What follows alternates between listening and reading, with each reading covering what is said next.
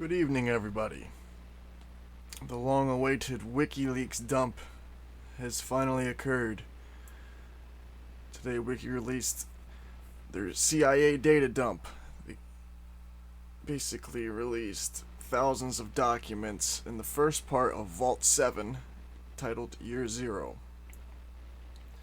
WikiLeaks sent out multiple tweets today in relation to a new batch of information set to be published following a press conference at 8 o'clock.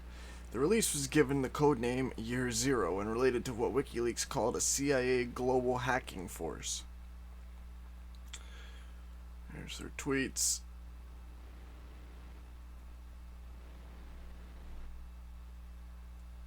Scatter in the wind. The website is WikiLeaks /CIAV7P1 /. In a press release Tuesday, the 7th of March, WikiLeaks began its new series of leaks on the U.S. Central Intelligence Agency, codenamed Vault 7 by WikiLeaks. It is the largest ever publication of confidential documents on the agency. The first part of the series, Year Zero, compromises 8,761 documents and files from an isolated high-security network situated inside the CIA Center for Cyber Intelligence in Langley, Virginia. It follows an introductory disclosure last month of a CIA targeting French political parties and candidates in the lead-up to the 2012 presidential election. Recently, the CIA lost control of the majority of its hacking arsenal, including malware, viruses, trojans, weaponized zero-day exploits, malware, remote control systems, and associated documentation. This extraordinary collection, which amounts to more than several hundred million lines of code, gives its possessor the entire hacking capability of the CIA. The archive appears to have been circulated among former U.S. government hackers and contractors in an unauthorized manner, one of whom has provided WikiLeaks with portions of the archive. Year Zero introduces the scope and direction of the CIA's global covert hacking program, its malware arsenal, and dozens of zero-day weaponized exploits against a wide range of U.S. and European company products, including Apple's iPhone, Google's Android, and Microsoft's Windows, and even Samsung TVs, which are turned into covert microphones. Since 2001, the CIA has gained political and budgetary preeminence over the U.S. National Security Agency, the NSA.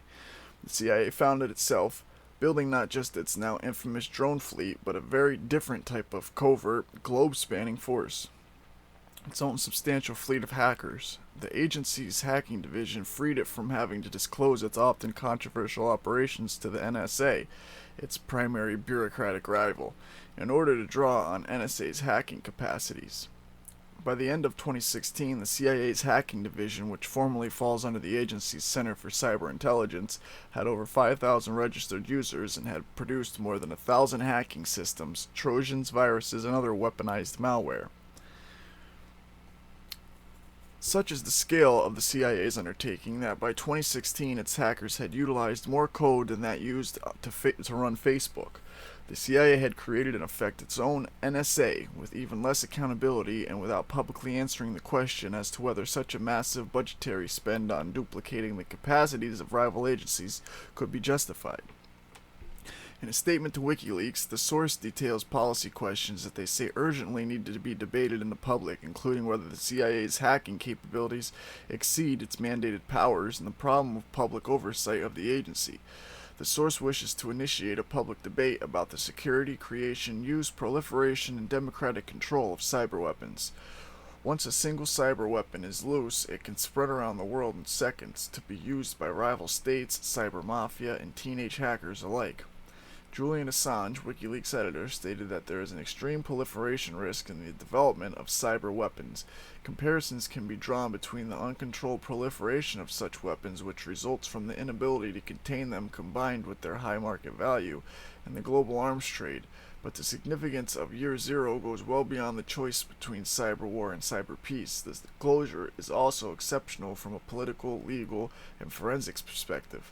WikiLeaks has carefully reviewed the Year Zero disclosure and published substantive CIA documentation while avoiding the distribution of armed cyber weapons until a consensus emerges on the technical and political nature of the CIA's program and how such weapons should be analyzed, disarmed, and published. Wikileaks has also decided to redact and anonymize some of the identifying information in Year Zero for in-depth analysis. These redactions include 10 of thousands of CIA targets and attack machines throughout Latin America, Europe, and the United States. While we are aware of the imperfect results of any approach chosen, we remain committed to our publishing model and note that the quantity of published pages in Vault 7, Part 1, Year 0 already eclipses the total number of pages published over the first 3 years of the Edward Snowden NSA leaks. Analysis. CIA malware targets iPhone, Android, and smart TVs. CIA malware and hacking tools are built by EDG, Engineering Development Group, a software development group with CCI, Center for Cyber Intelligence, a department belonging to the CIA's DDI, Directorate for Digital Innovation. The DDI is one of the 5 major directorates of the CIA. See this organizational chart of the CIA for more details. The EDG is responsible for the development, testing, and operational support of all backdoors, exploits, malicious payloads, trojans, viruses, and any other kind of malware used by the CIA in its covert operations worldwide. The increasing sophistication of surveillance techniques is drawn comparison with George Orwell's 1984, but Weeping Angel, developed by the CIA's Embedded Devices Branch, EDB, which infests small TVs, transforming them into covert microphones, is surely its most emblematic realization. The attack against Samsung smart TVs was developed in cooperation with the United Kingdom's MI5 BTSS. After infestation, Weeping Angel places the target TV in a fake off mode so that the owner falsely believes the TV is off when it is on. In fake off mode, the TV operates as a bug, recording conversations in the room and sending them over the internet to a covert CIA server. As of October 2014, the CIA was also looking at infecting the vehicle control systems used by modern cars and trucks. The purpose of such control is not specified, but it would permit the CIA to engage in nearly undetectable assassinations. The CIA's Mobile Devices Branch, MDP, developed numerous attacks to remotely hack and control popular smartphones. Infected phones can be instructed to send the CIA the user's geolocation, audio, and text communications, as well as covertly activating the phone and cameras and microphone. Despite iPhone's minority share, 14.5% of the global smartphone market in 2016, a specialized unit in the CIA's Mobile Development Branch produces malware to infest, control, and exfiltrate data from iPhones and other Apple products running iOS, such as iPads. CIA's arsenal includes numerous local and remote 0 days developed by CIA or obtained from GCHQ, NSA, FBI, or purchased from cyber arms contractors such as Baitshop.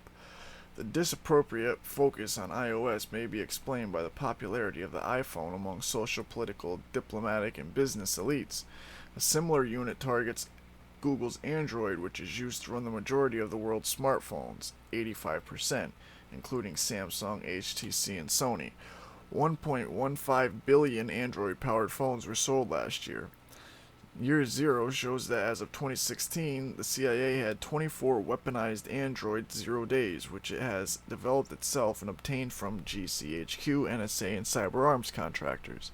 These techniques permit the CIA to bypass the encryption of WhatsApp, Signal, Telegram, Weibo, Confido, and Cloakman by hacking the smartphones that they run on and collecting audio and message traffic before the encryption is implied. CIA malware targets Windows, Mac, Linux, and routers. The CIA also runs a very substantial effort to infect and control Microsoft Windows users with its malware. This includes multiple local and remote weaponized 0 days, air-gap jumping viruses such as Hammerdrill, which infects software distributed on CD and DVDs, infectors for removal media such as USB systems to hide data and images or in covert disk areas, Brutal Kangaroo, and to keep its malware infestations going. Many of these infection efforts are pulled together by the CIA's Automated Implant Branch, AIB, which has developed several attack systems for automated infestation and control of the CIA malware such as Assassin and Medusa. Attacks against the Internet infrastructure and web servers are developed by the CIA's Network Devices Branch, NDB. The CIA has developed automated multi-platform malware attack and control systems covering Windows, Mac, OS, Solaris, Linux, and more, such as EDBs, Hive, and the related cutthroat and swindle tools, which are described in the example section below. CIA hoarded vulnerabilities, 0 days. In the wake of Edward Snowden's leaks about the NSA, the U.S. technology industry secured a commitment from the Obama administration that the executive would disclose on an ongoing basis, rather than hoard serious vulnerabilities, exploits, bugs, or 0 days to Apple, Google, Microsoft, and other U.S.-based manufacturers. Serious vulnerabilities not disclosed to the manufacturers place huge swaths of the population and critical infrastructure at risk to foreign intelligence or cyber criminals who independently discover or hear rumors of the vulnerability. If the CIA can discover such vulnerabilities, so can others. The U.S. government's commitment to the vulnerabilities equities process came after significant lobbying by U.S. technology companies who risked losing their share of global market over real and perceived hidden vulnerabilities. The government stated that it would disclose all pervasive vulnerabilities discovered after 2010 on an ongoing basis. Year Zero documents show that the CIA breached the Obama administration's commitments. Many of the vulnerabilities used in the CIA cyber arsenal are pervasive, and some may already have been found by rival intelligence agencies or cyber criminals. As an example, specific CIA malware revealed in Year Zero is able to penetrate, infest, and control both the Android phone and the iPhone software that runs or has presidential Twitter accounts. The CIA attacks this software by using undisclosed security vulnerabilities, 0 days, possessed by the CIA. But if the CIA can hack these phones, and so can everyone else who has obtained or discovered their vulnerability. As long as the CIA keeps these vulnerabilities concealed from Apple and Google, who makes the phones, they will not be fixed, and the phones will remain hackable. The same vulnerabilities exist for the population at large, including the U.S. Cabinet, Congress, top CEOs, system administrators, security officers, and engineers. By hiding these security flaws from manufacturers like Apple and Google, the CIA ensures that it can hack everyone in MDSH at the expense of leaving everyone hackable. Cyber war programs are serious proliferation risk. Cyber weapons are not possible to keep under effective control. While nuclear proliferation has been restrained by the enormous costs and visible infrastructure involved in assembling enough fissile material to produce a critical nuclear mass, cyber weapons, once developed, are very hard to retain. Cyber weapons are in fact just computer programs which can be pirated like any other. Since they are entirely compromised of information, they can be copied quickly with no marginal cost. Securing such weapons is particularly difficult since the same people who develop and use them have the skills to exfiltrate copies without leaving traces, sometimes by using the very same weapons against the organizations that contain them. There are substantial price incentives for government hackers and consultants to obtain copies, since there is a global vulnerability market that will pay hundreds of thousands to millions of dollars for copies of such weapons. Similarly, contractors and companies who obtain such weapons sometimes use them for their own purposes, obtaining advantage over their competitors and selling hacking services. Over the last 3 years, the United States intelligence sector, which consists of government agencies such as the CIA and NSA and their contractors such as Booz Allen Hamilton, has been subjected to unprecedented series of data exfiltrations by its workers. A number of intelligence community members, not yet publicly named, have been arrested or subject to federal criminal investigations in separate incidents. Most visibly, on February 8, 2017, a U.S. federal grand jury indicted Harold T. Martin with 20 counts of mishandling classified information. The Department of Justice alleged that he seized some 50,000 gigabytes of information from Harold T. Martin that he had obtained from classified programs at NSA and CIA, including the source code for numerous hacking tools. Once a single cyber weapon is loose, it can spread around the world in seconds to be used by peer states, cyber mafia, even teenage hackers alike. The U.S. consulate in Frankfurt is a covert CIA hacker base. In addition to its operations in Langley, Virginia, the CIA also uses the U.S. consulate in Frankfurt as a covert base for its hackers covering Europe, the Middle East, and Africa. CIA hackers operating out of Frankfurt Consulate Center for Cyber Intelligence Europe, or CCIE, are given diplomatic or black passports and State Department cover. The instructions for incoming CIA hackers make Germany's counterintelligence efforts appear inconsequential. Breeze through German customs because you have your cover for action story down pat, and they all did was stamp your passport. Your cover story for this trip: why are you here? Supporting technical consultations at the consulate. Two earlier Wikileaks publications gave further detail on CIA approaches to customs and secondary screening procedures. Once in Frankfurt, CIA hackers can travel without further border checks to the 25 European countries that are part of the Schengen open border area, including France, Italy, and Switzerland. A number of the CIA's electronic attack methods are designed for physical proximity. These attack methods are able to penetrate high security networks that are disconnected from the internet, such as police record databases. In these cases, a CIA officer, agent, or allied intelligence officer acting under instructions physically infiltrates the targeted workplace. The attacker is provided with a USB containing malware developed for the CIA for this purpose, which is inserted into the target computer. The attacker then infects and exfiltrates the data to removable media. For example, the CIA attack system Fine Dining provides 24 decoy applications for CIA spies to use. To witness, the spy appears to be running a program showing videos, e.g. VLC presenting slides, Prezi playing a computer game, Breakout 2 2048, or even running a fake virus scanner, Kaspersky, McAfee, and Sophos. But while the decoy application is on the screen, the underlying system is automatically infected and ransacked. How the CIA dramatically increased the proliferation risks.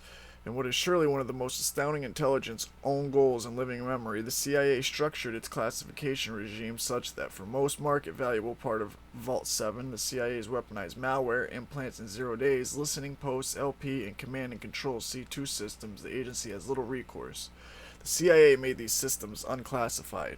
Why the CIA chose to make its cyber arsenal unclassified reveals how concepts developed for military use do not easily cross over to the battlefield of cyber war. To attack its targets, the CIA usually requires that its implants communicate with their control programs over the internet. If the CIA implants, command and control, and listening post software were classified, then CIA officers could be prosecuted or dismissed for violating rules that prohibit placing classified information onto the internet. Consequently, the CIA has secretly made most of its cyber spying war code unclassified. So these are the people that make the laws, making and picking and choosing which laws that they want to make, depending on which one can affect them. I mean, this is absolute bullshit. The U.S. government is not able to assert copyright either. Due to restrictions in the U.S. Constitution, this means that cyber arms manufacturers and computer hackers can freely pirate these weapons if they are obtained. The CIA has primarily had to rely on obfuscation to protect its malware secrets. Conventional weapons such as missiles may be fired at the enemy, i.e. into an unsecured area. Proximity to or impact with the target detonates the ordnances, including its classified parts. Hence, military personnel do not violate classification rules by firing ordnances with classified parts. Ordnance will likely explode. If it does not, then it's the operator's intent, and it's not the operator's intent. Over the last decade, U.S. hacking operations have been increasingly dressed up in military jargon to tap into Department of Defense funding streams. For instance, attempted malware injections, commercial jargon, or implant drops, NSA jargon, are to be called fires as if a weapon was being fired. However, the analogy is questionable. Unlike bullets, bombs, or missiles, most CIA malware is designed to live for days or even years after it has reached its target. CIA malware does not explode on impact, but rather permanently infests its target. In order to infect the target's device, copies of the malware must be placed on the target's devices, giving physical possession of the malware to the target. To exfiltrate data back to the CIA or await further instruction, the malware must communicate with the CIA command and control placed on the internet connected servers, but such servers are typically not approved to hold classified information, so CIA command and control systems are also made unclassified. A successful attack on a target's computer system is more like a series of complex stock maneuvers in a hostile takeover bid or a careful planting of rumors in order to gain control over an organization's leadership, rather than the firing of a weapon system. If there is a military analogy to be made, the infestation of the target is perhaps akin to the execution of a whole series of military maneuvers against the target's territory, including observation, infiltration, occupation, and exploitation. Evading forensics and antivirus. A series of standard layout of CIA malware infestation patterns which are likely to assist forensic crime scene investigators as well as Apple, Microsoft, Google, Samsung, Nokia, BlackBerry, Siemens, and antivirus companies attributed to defend against attacks. Tradecraft Do's and Don'ts contains CIA rules on how its malware should be written to avoid fingerprints implicating the CIA or US government, or its writing partner companies. In Forensic Review, similar secret standards cover the use of encryption to hide CIA hacker and malware communication, PDF, describing targets and infiltrated data, PDF, as well as executing payloads, PDF, and persisting PDF, and all the target's machines over time. CIA hackers developed successful attacks against most well-known antivirus programs. These are documented in AV Defeat's personal security products detecting and defeating PSPs and PSP Debugger, RE Avoidance. For example, Komodo was defeated by CIA malware placing itself in the Windows recycle bin, while Komodo 6 has a gaping hole of doom. CIA hackers discussed what the NSA's Equation Group hackers did wrong and how the CIA's malware makers could avoid similar exposure. CIA's Engineering Development Group, EDG management system, contains around 500 different projects, only some of which are documented by 0 Year, each with their own sub-projects, malware, and hacker tools. The majority of these projects relate to tools that are used for penetration, infestation, implanting, control, and exfiltration. Another branch of development focuses on the development and operation of listening posts, LP, and command and control systems used to communicate with and control CIA implants. Special projects are used to target specific hardware from routers to smart TVs. Some example projects are described below, but see the table of contents for it. Okay. And there's a lot more on here. I'll be here all day reading this stuff.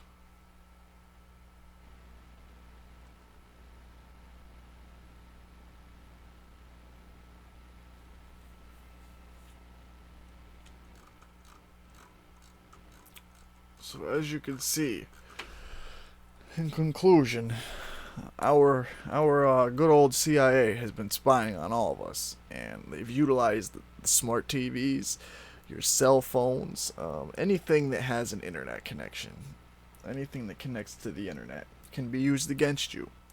And because the NSA has been in charge of these type of operations in the past, the CIA went and developed their own organization, basically in charge of basically the information exchange going on the internet. And it said that they're now just as if probably not more stronger than the NSA. I mean, this is ridiculous. They've basically taken America hostage. Is what they've done. They've taken America hostage. But I encourage you to go and do some research, check into this yourself, actually look at the files and look into some of the information and the research. This is just part one, so I'm sure that there's going to be quite a few other parts coming, shedding light on many other things. But I'm going to comb through these, and any stories that stick out to me, I'll make sure to post. So with that, have a good day, stay vigilant, stay tuned.